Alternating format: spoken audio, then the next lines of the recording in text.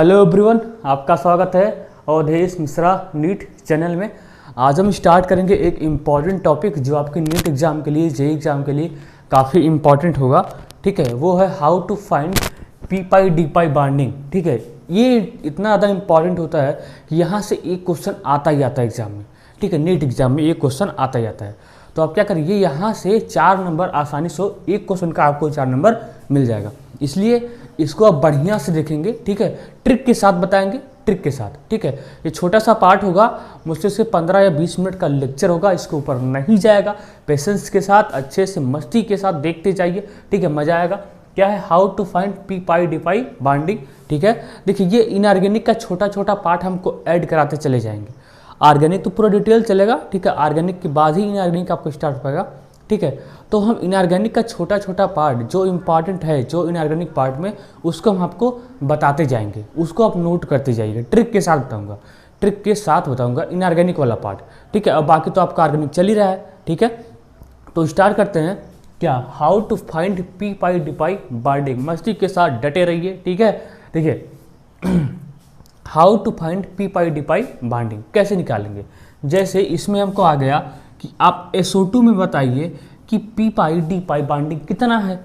SO2 में कितना P pi d pi bonding है, SO2 में कितना है, SO3 में कितना है, SO42 माइनस में कितना है P pi d pi bonding, और ClO4 माइनस में कितना है, और PO43 माइनस में कितना है, CO2 में कितना है, और क्या CO2 में कितना है, और XeO2F2 में कितना है। इतने में आप बताइए कि P pi d pi bonding कितना है।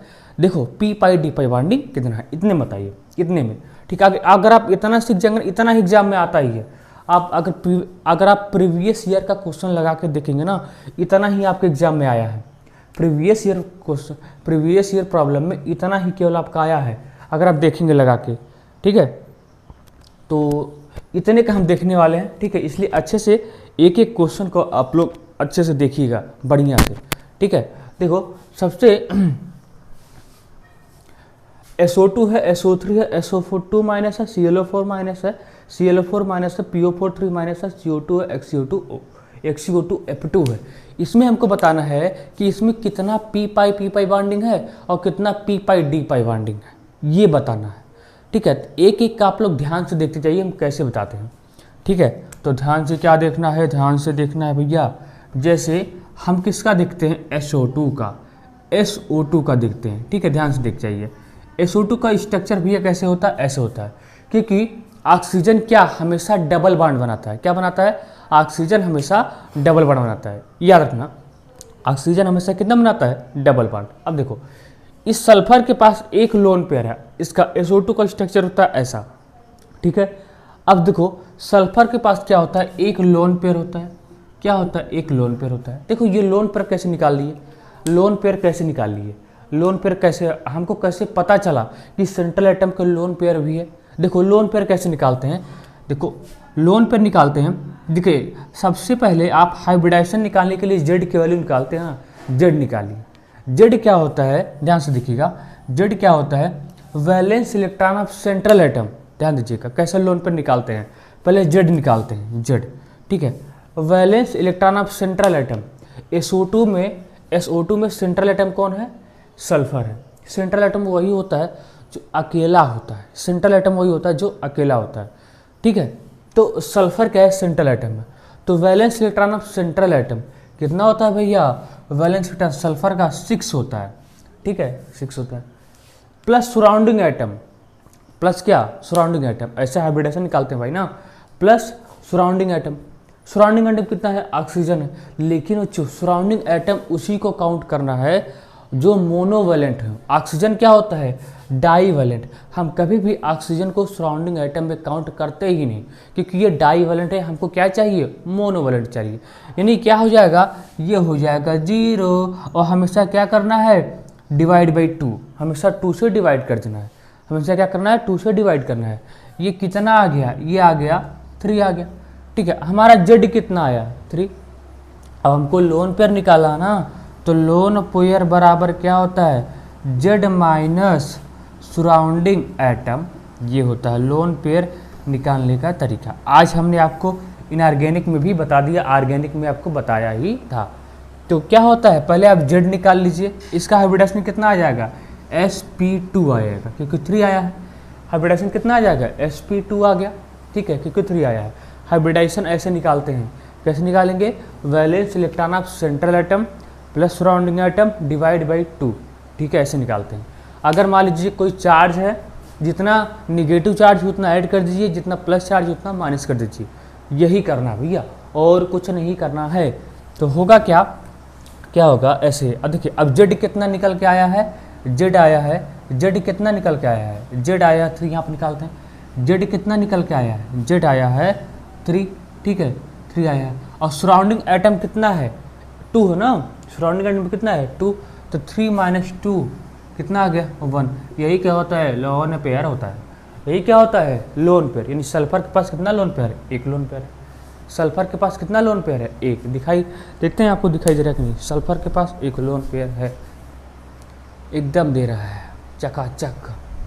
तो सल्फर के पास कितना लोन पेयर है, 1 लोन पेयर, ठीक है। इस तरीके से निकालते हैं क्या, हाइब्रिडाइजेशन निकालते हैं। हाइब्रिडाइजेशन sp2 आया और लोन पेयर कितना आया, 1 आया, ठीक है। हम सभी का लोन पेयर आपको कैलकुलेट करके बताएंगे, इसका भी लोन पेयर निकल गया। आप किसी का भी निकालना हो इसी तरीके से निकाल सकते हैं, नंबर ऑफ लोन पेयर, ठीक है। तो इसको आप नोट करिए, फिर से बताता हूँ कि P pi d pi bonding इसमें कैसे आएगा, ठीक है, P pi d pi bonding इसमें कैसे आएगा, ठीक है, इतना नोट करिए।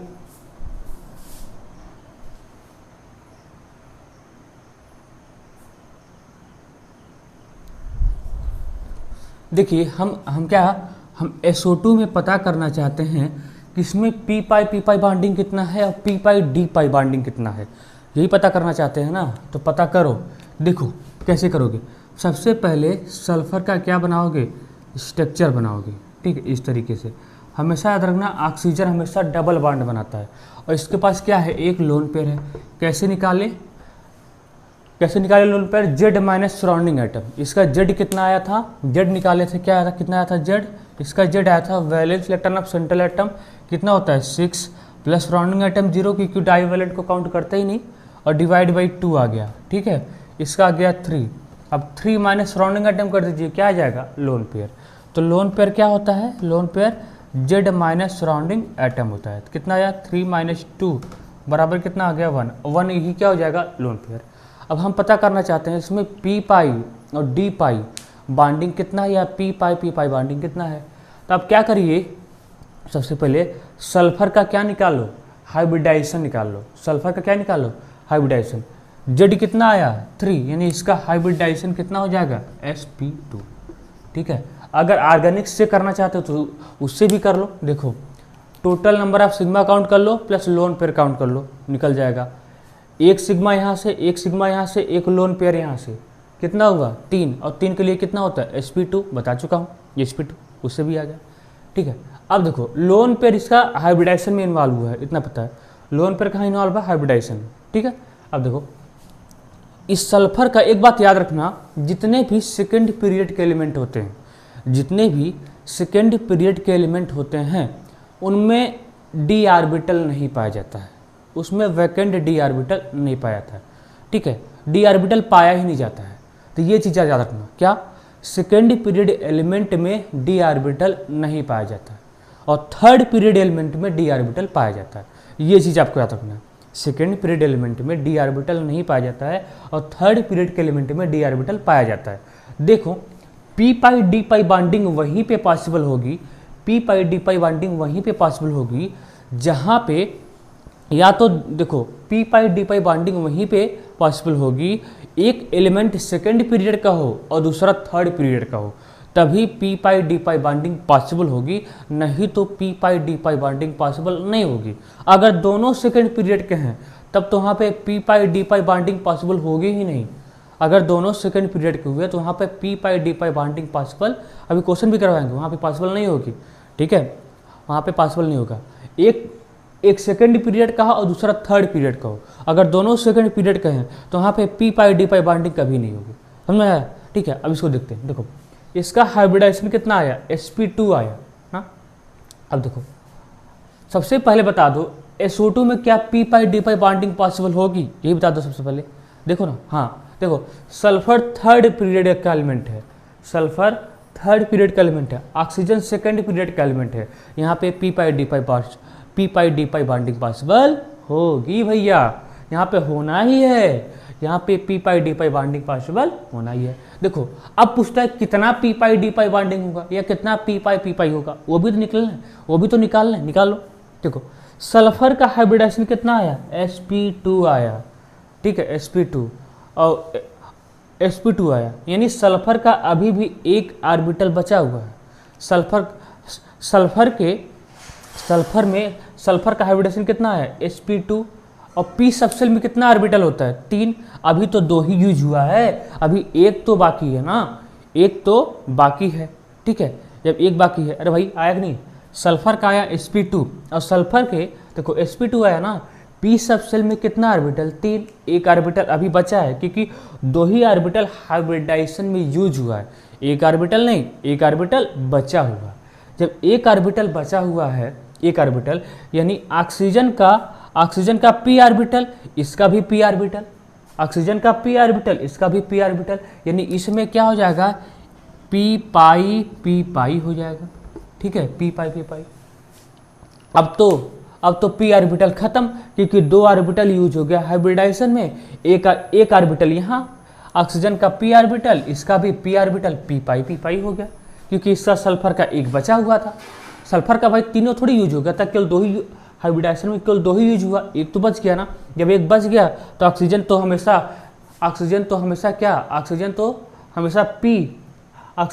p ऑर्बिटल देने ही वाला, क्योंकि p ऑर्बिटल हमेशा देगा ही देगा, क्योंकि इसके पास d ऑर्बिटल तो होता नहीं है, क्योंकि सेकेंड पीरियड का एलिमेंट है, ठीक है, इसलिए इसका p पाई, इसका p पाई। अब देखो, अब क्या सल्फर के पास कोई p ऑर्बिटल बचा नहीं बचा, ठीक है, इसलिए अब क्या होगा, लेकिन d ऑर्बिटल तो है इसके पास वैकेंट d ऑर्बिटल है, क्योंकि थर्ड पीरियड का एलिमेंट है, उससे बिलोंग करता है। क्या हो जाएगा, ऑक्सीजन तो हमेशा p ही देगा, इसका p इसका d, ठीक है, इसका p इसका d, जो बच गया वो p पाई डी पाई, इसका p इसका d, क्या हो जाएगा, p पाई और d पाई। समझ में आया? तो यानी SO2 में क्या हो जाएगा, SO2 में एक p पाई और एक d पाई बॉन्डिंग होगी, एक p पाई एक p पाई d पाई बॉन्डिंग। समझ में आया? तो इसको भैया नोट कर लो, इसी तरह से निकालते हैं, ठीक है। तो SO2 का बहुत लोग याद ही रखते हैं, 1 p पाई और दूसरा 1 p पाई d पाई। याद थोड़ी करना, इतना आसान ट्रिक है यार, इतना अच्छा ट्रिक है, उससे कर जाओ ना, ठीक है। याद क्या करना, ठीक है, इतना नोट करो, अगला बताते हैं।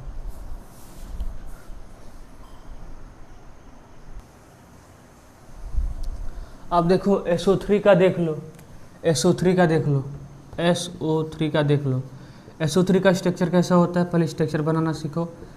ऑक्सीजन हमेशा क्या बनाता है, डबल बॉन्ड, ठीक है। सबसे पहले पता करो क्या इसके पास कोई लोन पेयर है, जेड इसका निकालो, जेड कितना होता है, valence electron of central atom 6 होता है, सराउंडिंग काउंट नहीं करना है, डिवाइड बाई 2 कर देना है, कितना आया, 3, ठीक है, 3 आया, ठीक है, कितना आया, 3 आएगा ना। अब लोन पेयर निकाल लो, लोन पेयर क्या होगा, Z minus surrounding item, Z कितना है 3, सराउंडिंग में कितना है 3, नहीं 0, यानी इसके पास कोई लोन पेयर नहीं है, इसके पास कोई लोन पेयर नहीं है, ठीक है, यही ना, इसके पास कोई भी लोन पेयर नहीं। इसका हाइब्रिडेशन कितना आ जाएगा, sp2, क्योंकि कितना आया 3 आया, कितना आया 3, यानी इसका कितना हो जाएगा sp2 आएगा।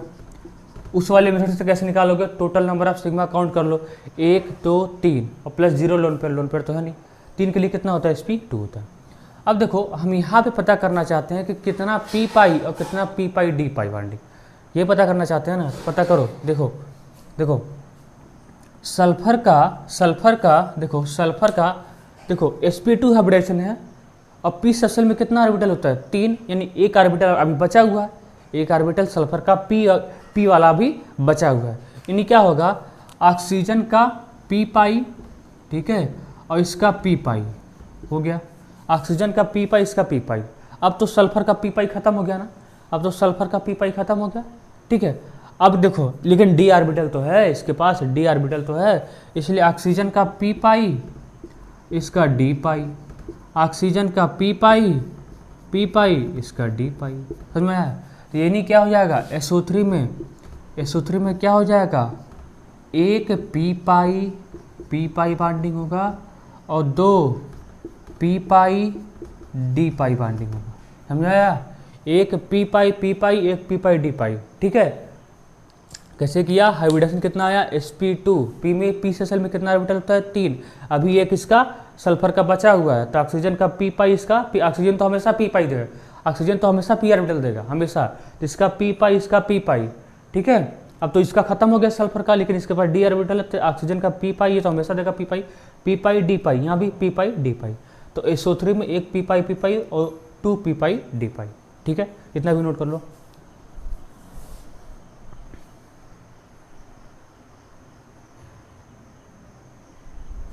देखो SO4 2 माइनस है, इसमें पता करना चाहते हैं कि कितना पी पाई कितना पी पाई डी पाई। ठीक है, आप कैलकुलेट करके बताओ। देखो सबसे पहले क्या करो, इसका क्या निकालो, इसका बताना स्ट्रक्चर। ठीक है, ये डबल बॉन्ड, ये O माइनस, ये क्या है O माइनस, बन गया। इसका क्या निकालो, हाइब्रिडाइजेशन कैसे निकलेगा, valence electron of central atom कितना होता है 6 होता है, प्लस सराउंडिंग एटम काउंट नहीं करना क्योंकि ऑक्सीजन है, हमको मोनोवैलेंट चाहिए होता है। ठीक है, और देखिए जितना निगेटिव चार्ज रहेगा आप उतना ऐड कर देंगे। कितना निगेटिव चार्ज है 2 ऐड कर दीजिए, और डिवाइड बाई 2 कितना आ गया, यहाँ से आएगा 8/2 ना, कितना आ गया 4। अब आप लोन पेयर भी पता इसमें कर सकते हैं, lone pair Z minus surrounding atom, Z कितना है 4, तो 4 माइनस 4 कितना आ गया 0। यानी अब की बार आपके पास सल्फर सेंट्रल एटम के पास कोई लोन पेयर नहीं है, इसमें सेंट्रल एटम कौन है सल्फर, इसके पास कोई भी लोन पेयर नहीं है।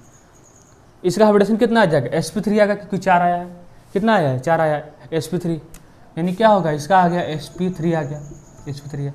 अब बताओ सल्फर के पास क्या कोई p ऑर्बिटल बचा, सल्फर के पास क्या कोई p ऑर्बिटल बचा, नहीं बचा, क्योंकि सभी के सभी कहाँ यूज हो गए, हाइब्रिडाइजेशन में यूज हो गए सभी के सभी, यानी इसके पास p ऑर्बिटल बचा ही नहीं। लेकिन यहाँ पे पी पाई बॉन्डिंग पॉसिबल हो गई ही नहीं क्योंकि इसके पास p ऑर्बिटल नहीं बचा, क्योंकि सभी कहाँ यूज हो गए हाइब्रिडाइजेशन में।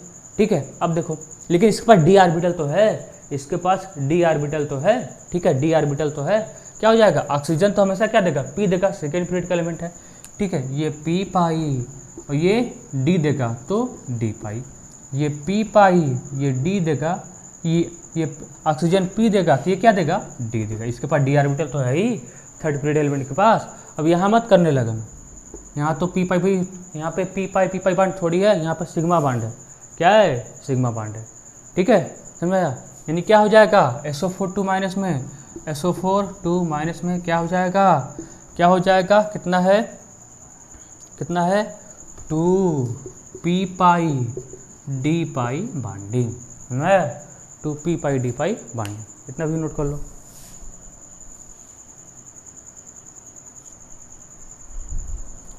देखो ClO4 माइनस का देखते हैं, किसका देखते हैं ClO4 माइनस में कितना p पाई है, कितना p पाई बॉन्डिंग है या कितना p पाई d पाई बॉन्डिंग है।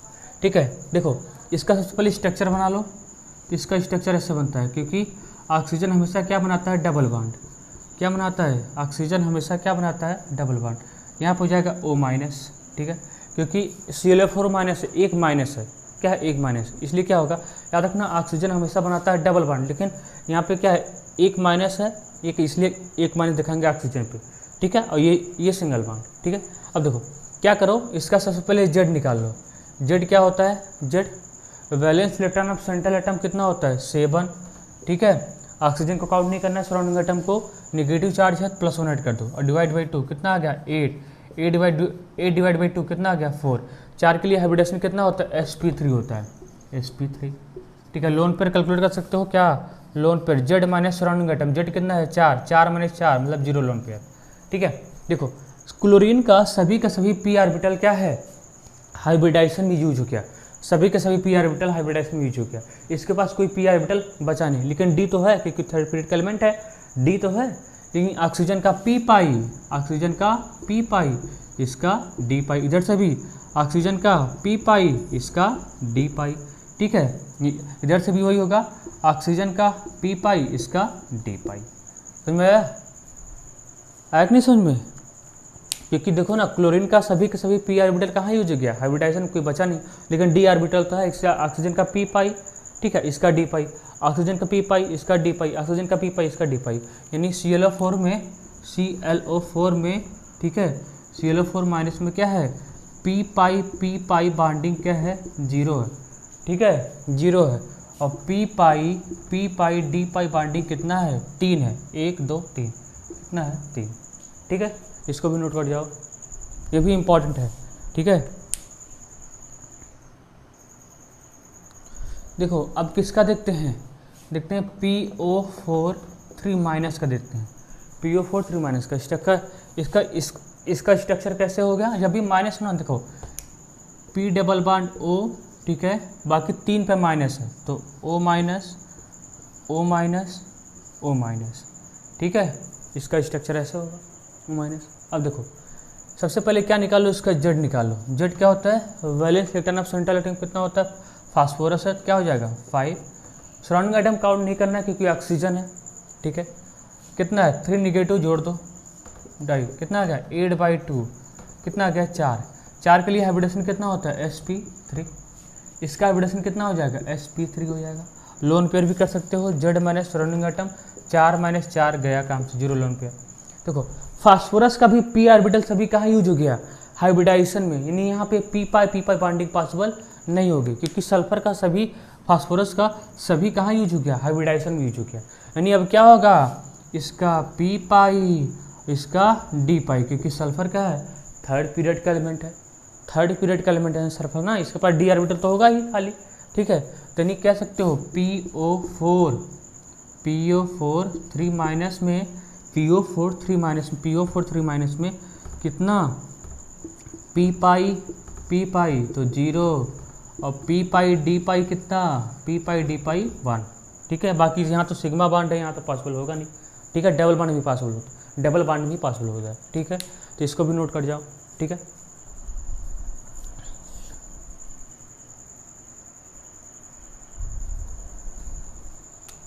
CO2 का देख लो, CO2 का, ठीक है, क्या CO2 में P pi d pi bonding possible होगी, देखो ना, ये भी सेकंड पीरियड का, ये भी सेकंड पीरियड का, इसमें P pi d pi bonding possible होगी ही नहीं। क्या इसमें P pi d pi bonding possible होगी, NO3 माइनस में HNO3, क्या इसमें पॉसिबल होगा, नहीं होगा। पी पाई डी क्या इसमें होगा, SO3 2 माइनस में होगा, नहीं, यहाँ पर होगा, यहाँ पे P pi d pi bonding possible होगी, SO3 2 माइनस में, H2SO3 होता है ना, यहाँ पे SO3 2 माइनस, क्योंकि सल्फर थर्ड पीरियड का है, ऑक्सीजन सेकंड पीरियड का है, यहाँ P pi d pi bonding possible होगी, यहाँ पे नहीं होगी, यहाँ पे NO3 माइनस में नहीं होगी क्योंकि दोनों ही सेकंड पीरियड के एलिमेंट है। CO2 का दिख रहा है, तो CO2 की स्ट्रक्चर बना लो, O2, इसका जेड निकालो, CO2 का कितना आएगा, valence electron of central atom कितना होता है 4, ठीक है, सराउंडिंग एटम काउंट नहीं करना है, प्लस 0 डिवाइड बाई 2 कितना आ गया 2 के लिए कितना होता है sp होता है, क्या होता है sp, यानी देखो कार्बन के पास केवल हाइब्रिडेशन में एक ही पी ऑर्बिटल यूज हुआ है, हाइब्रिडाइजेशन में केवल एक ही पी ऑर्बिटल यूज किया है, अभी 2 बचा हुआ है, 2 बचा हुआ है, यानी क्या होगा, ऑक्सीजन तो हमेशा पी ही देगा और इसका भी पी पाई क्योंकि 2 बचा हुआ है, ऑक्सीजन तो हमेशा पी देगा और इसका भी पी पाई क्योंकि 2 बचा हुआ है, 2 बचा हुआ है, यानी क्या बोलोगे, CO2 में 2 पी पाई बॉन्डिंग होती है और 0 डी पाई, ठीक है, नोट कर जाओ इसको भी, ठीक है। तो ये आपका P pi d pi bonding जहाँ तक पॉसिबल था, जिसमें होता था, हमने सबका बता दिया है, ठीक है, एक समरी कर दे रहा हूँ, उसको याद कर जाइएगा, ठीक है, तो नोट कर लो।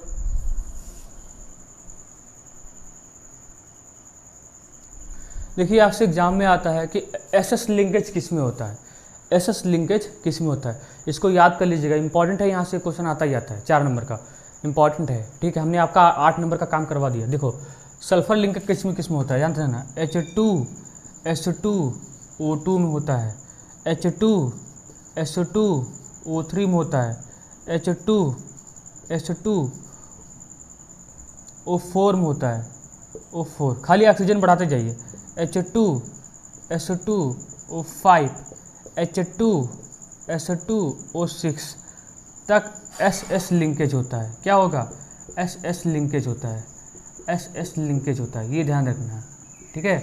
कहाँ पे H2H2O2, H2H2O3, H2H2O4, H2H2O5, H2H2O6 तक एस एस लिंकेज होता है। जब ऑक्सी एसिड पढ़ाएंगे ना फास्फोरस का, सल्फर का, तो क्या इसका स्ट्रक्चर भी बता देंगे, इसका स्ट्रक्चर भी बता देंगे। अभी के लिए याद कर जाओ क्या, H2H2O2, H2H2O3, H2H2O4, H2H2O5, H2H2O6 तक एस एस लिंकेज होता है। और आगे बढ़ो, H2SO7 में, ठीक है, इसमें क्या होता है, इसमें SOS लिंकेज होता है। कौन सा लिंकेज होता है, SOS लिंकेज होता है, SOS लिंकेज। और इसको बोलते हैं ओलियम बोलते हैं, क्या बोलते हैं, ओलियम। ये देखो H2SO8 में, H2H2O8 में इसमें SOS लिंकेज होता है। पूछता है पराक्सी लिंकेज किस में होता है, पराक्सी लिंकेज मतलब ये वाला O वाला, इसको बोलते हैं पराक्सी लिंकेज। तो पराक्सी लिंकेज किस में होता है, H2H2O8 में, इसको बोलते हैं पराक्सी डाइसल्फ्यूरिक एसिड, ठीक है, पराक्सी डाइसल्फ्यूरिक एसिड, ठीक है, पराक्सी डाइसल्फ्यूरिक एसिड, या इसको बोलते हैं मार्शल एसिड। क्या बोलते हैं, मार्शल एसिड, ठीक है। और साथ साथ में एक और याद कर लीजिएगा, इसे H2S4O6, इसमें भी SS लिंकेज होता है, कि क्या होता है, SS लिंकेज होता है। इतना याद कर जाओगे, देखो कि प्रीवियस ईयर क्वेश्चन में ना इतने का घुमा फिरा के पूछा है, इतना ही का ही घुमा फिरा के पूछा है, इतने का ही, इससे बाहर पूछा ही नहीं है। H2H2O2, H2H2O3, H2H2O4, H2H2O5, H2H2O6, ठीक है, इतने का जो हमने 60 वीडियो में क्वेश्चन आपको करवाया है ना, इसी का ही करवाया है। इतने का याद कर जाओ, उतने से कभी क्वेश्चन फंसेगा नहीं, चाहे जेई का एग्जाम हो चाहे नीट का एग्जाम हो, यहाँ से आपका आसानी से कर जाओगे, इतना अगर याद कर जाओगे, इतना अगर याद कर जाओगे, ठीक है। देखो आज के लिए इतना ही रखते हैं, ठीक है, आज के लिए इतना ही। नेक्स्ट लेक्चर में से छोटा पार्ट इनऑर्गेनिक का आता रहेगा, अब कल क्या आएगा, ऑर्गेनिक आएगा, ठीक है।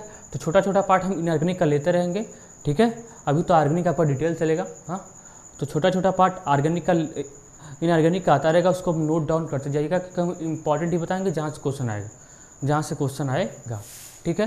तब तक के लिए आराम से इसको देखते जाइए, हम आपका इनऑर्गेनिक सब कवर करवा देंगे, ठीक है। तो यहाँ पे इसको देखते जाइए, आराम से नोट करते जाइए, इसको आप नोट कर लीजिएगा जितना बताया हूँ आज के लिए। ऐसे ऐसे ट्रिक आपके लिए आती रहेंगी, ठीक है। तब तक के लिए पढ़ाई करते रहो, ऑल द वेरी बेस्ट। और चैनल को शेयर करते रहो, लाइक करो, सब्सक्राइब कर दो यार, ठीक है। आपके लिए इतना अच्छा कंटेंट है, ठीक है। आप किसी भी कोचिंग से मिलाकर देखोगे आपका कंटेंट कम नहीं रहेगा, ठीक है। तब तक के लिए पढ़ाई करते रहिए, ऑल द वेरी बेस्ट।